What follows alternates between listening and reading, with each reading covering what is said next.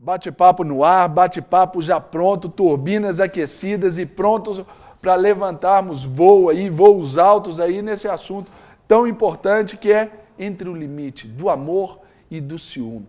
A gente tem visto aí nos noticiários de TV, de rádio, na mídia em geral, esses problemas de ciúme, os crimes passionais, e hoje então nós vamos falar a respeito disso, para edificar o seu nível de relacionamento, para você edificar a si mesmo, para você crescer, porque queremos ver você aí tão bem, tão firme, com relacionamentos sólidos em tudo aquilo que você fizer, especialmente aí amando, que é o mandamento que o Senhor nos deu, amar um ao outro, não é? Então, prepare-se porque tem muita coisa boa e, claro, nós precisamos de você. Nós fazemos o programa para você e queremos a sua participação. Então, pode escrever para a gente aqui no e-mail batepapo@redesuper.com.br. Se você quer trazer o seu testemunho, o seu depoimento, se você quer trazer aí até a sua história, ainda que não queira que divulgue o seu nome, assim o faremos, porque talvez o seu testemunho,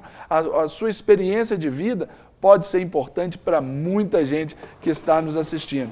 Você que aí é o internauta também, é seguidor nosso no Twitter ou não, então seja um seguidor nosso no Twitter, @batepaposuper, eu não tenho dúvida que você vai abençoar outras vidas aqui também, através aí da sua pergunta, do seu comentário, da sua citação. Agora, para você mandar uma pergunta para esses convidados ilustres aqui, ou até para mim mesmo, você pode ligar, falar conosco ao vivo, pelo telefone 0 operadora 31 3253 3320, porque esse programa é feito para você e com você, ok? Então, participe conosco, vamos caminhar aí nesse assunto tão denso, tão vasto, para poder aí edificar a sua vida, ok?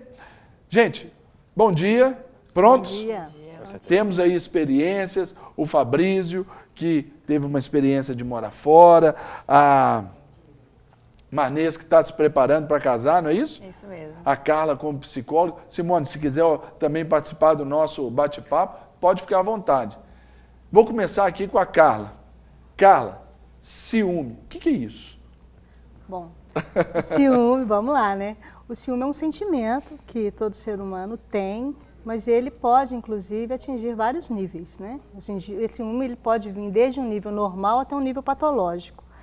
E esse nível normal, que a gente diz, é o ciúme que, às vezes, a própria pessoa sente da pessoa que ama, mas é uma coisa, assim, plausível, uma coisa consciente, uma coisa lúcida, uma coisa que, às vezes, você olha, eu amo aquela pessoa, mas tá cheio de... Vamos colocar Simone que é casada, só tem que toca, tem meio de muita gente, muitas pessoas. Às vezes o marido fica lá, nossa, tá rodeado de pessoas, puxando rodeando, né? É um ciúme que às vezes a pessoa sente, mas assim, não sabe que não está correndo risco. Ela não está inserida num contexto que a Simone vai se perder, alguma coisa assim. Isso é ciúme normal. O ciúme pode passar também pelo nível neurótico. É o que a gente chama de zelo, assim, do cuidado, isso. Da preocupação. A pessoa, inclusive, pode estar sendo até mesmo agredida pelo outro, e você fica com aquele olhar, assim, de proteção. Ele vem mais ciúme normal, ele vem até com um ar de proteção, esse ar de cuidar do outro. Ele me pertence, nós dois somos um, mas tem aquela coisa de estar querendo que a outra não sofra, não está querendo... Você olha para o outro, você não olha só para você. Você olha para o outro, enxerga o outro e vê a demanda do outro. O ciúme neurótico, ele já passa por uma base mais complicada, porque aí já insere uma possessão, a pessoa já sente que o outro é posse dele, o outro me pertence, o outro já é meu, então já começa a vir um nível de tortura, já começa a pessoa já se sentir, inclusive, massacrando a vida do outro, né? Então, assim, aquela pessoa me ama e aquela posse que eu tenho do sujeito, ela pode estar sendo ameaçada por um terceiro. Então, o terceiro ele está vindo ameaçar alguma coisa que me pertence. Então, aquele terceiro ele tem que ser, de certa forma, retirado dessa relação porque ela está me colocando em risco. E entra um terceiro nível, que é um nível bem mais sério, que é já o ciúme já obsessivo mesmo, aquela coisa de psicose, do sujeito ter plena certeza que o outro está tirando alguma coisa minha e aquilo totalmente pode inserir delírios, alucinações, e a pessoa começa a imaginar e ver e criar coisas que às vezes não são respaldadas em nada real. Por quê? nessa psicose já tem uma perda do juízo crítico. A pessoa, inclusive, não enxerga o real. A pessoa já não está dando conta de realmente enxergar um quadro verídico. Aí a mente e a própria questão interna ela já está totalmente desestruturada. E isso, todas as bases dessas estruturas têm a ver com identificações projetivas. O que é isso? Eu me identifico com o outro a tal ponto de eu me estar no lugar do outro. E tem a ver com a infância, tem a ver com a criação, tem a ver com os pais, né? Essa reação triangular, né? Que é pai, filho e mãe, né? São sempre três. Então, quando entra numa possessão, até mesmo de uma doença como o ciúme psicótico, é uma coisa que entra na triangularidade lá da relação paterna que não foi bem elaborada, que é uma fase narcísica, edípica, que inclusive precisa de muito tratamento, porque pode colocar em risco não somente a pessoa, mas a terceiros. Então isso pode começar aí a aflorar, potencializar já na infância, né? Sim, por causa desse sim. complexo de Édipo, a É, questão mal resolvido. narcisista. Por isso que a gente sempre fala desde criança tem que ser observado. Uma criança, quando um brinquedo é meu, é minha posse, é só meu, aquela coisa exagerada, os pais têm que estar por perto olhando isso, observando. A questão da socialização ali, dessa divisão, olha, não, eu empresto também, você me empresta o seu, vamos trocar. Exatamente. Essa identidade, quando a gente fala que tem um comprometimento na identidade projetiva, porque quando a identidade é o quê? Eu sou idem a alguém, eu sou idem a algo. E esse social, por exemplo, quando eu vejo que eu sou idem e faço parte de um grupo, uma das partes da nossa identidade é grupal. Então eu divido com o outro. Eu tenho que aprender a dividir, eu tenho que aprender aí, Carla, a dar. Aí essa sua posição também me faz pensar a respeito aqui da questão do filho único. Porque ele é filho único, as atenções todas voltadas para ele. Então ele tende a manifestar mais essa questão do ciúme aí? Se os pais exatamente projetam demais para aquele filho, às vezes a própria mãe ou o próprio pai, internamente, ele já tem algumas demandas internas de necessidade de complementação do outro. Aí ele coloca esse filho como sendo ele, o filho, sendo a complementação dele. Então, o próprio pai é que está comprometendo a relação com o filho. Então, o que acontece muitas vezes com o filho único é que os próprios pais têm demandas internas que não foram bem resolvidas e ele acaba projetando para aquele filho como ele sendo só meu e ele pode tudo, aquelas coisas sem os limites, sem colocar realmente o que é real, o que não é, o sim e o não.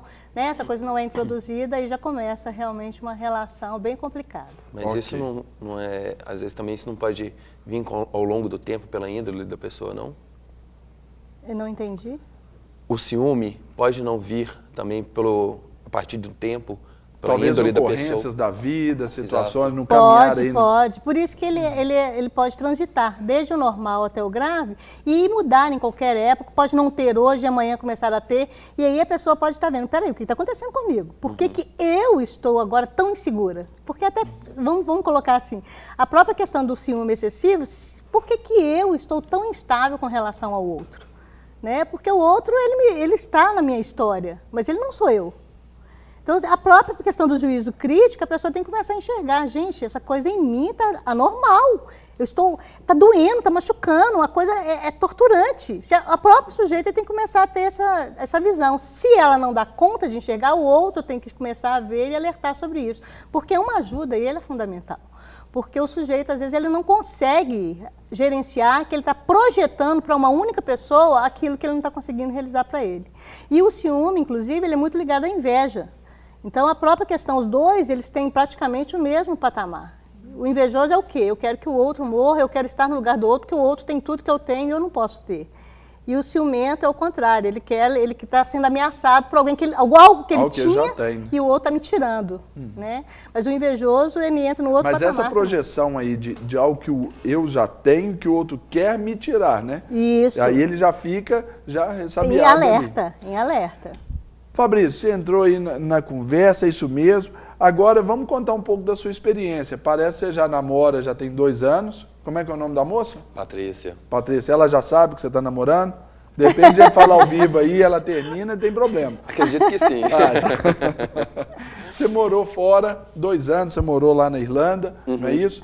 E como é que é essa questão de lidar com a distância? De repente ela aqui, bonitona e tal, e você lá, como é que é isso? Como é que você fazia para lidar com isso? Então, o que eu aprendi na minha vida é que lealdade supera tudo. Se você é leal à pessoa que você está, então você não tem que ter preocupações, você não tem que ter limites. Porque o limite, quem te dá é a lealdade, o respeito à pessoa.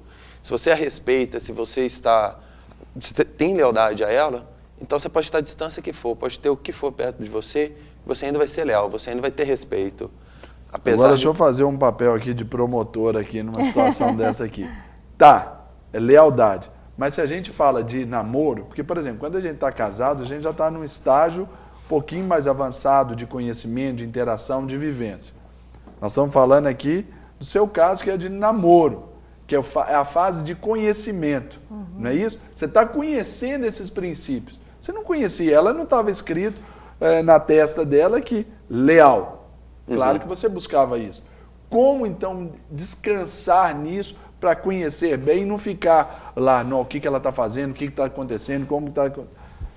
Então, é a questão do respeito.